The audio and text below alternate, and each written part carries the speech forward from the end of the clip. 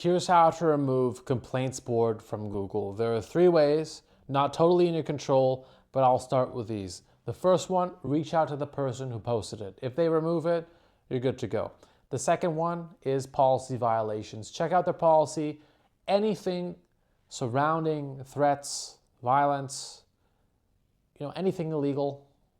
Unfortunately, a genuine review, it's not going to get removed because freedom of the press is extremely high, especially in the US. But if it does violate the policy, you have a great chance of getting it removed. And the next one is if you can get a court order, you can serve this person, you can find their IP, and you can get them to take it down for defamation. Okay, but that's expensive, it takes some time, and there's a lot of legal process and retainers that you'll need to pay. So you probably don't want to navigate that. So aside from this, the best way to get rid of this is to suppress it. Google sees it as conversation. And I mentioned this in just the previous video. Google loves things like Reddit, complaints board, anything where it seems like there's an organic human conversation happening, they want to show it higher. But that content is not king in the eyes of Google so long as you have more informational and contextual content about yourself. So if you've not created a website, if you don't have social media for yourself or your business, if you haven't tried to generate genuine conversation on other channels like Reddit, usually on a Reddit thread that you control, then start doing that. That's going to start competing and outranking complaints board. And then our goal is always to drop it beyond the first page, beyond result 12, ideally beyond the second page onto page 3. Once you've done that, you've created a lot of momentum in terms of positive media assets that you own, and you've moved this conversation away. Complaints board will rank very high, but usually only if you don't have a lot of content.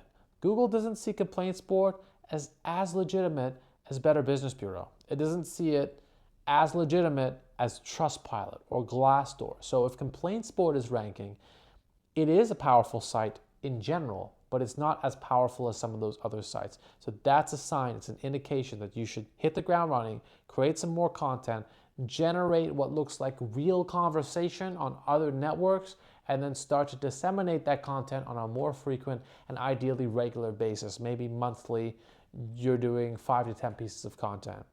Ideally weekly, we're doing a few pieces of content. That's even better. You're getting maybe 12 pieces of content out a month. That's going to help. Get on as many websites as possible.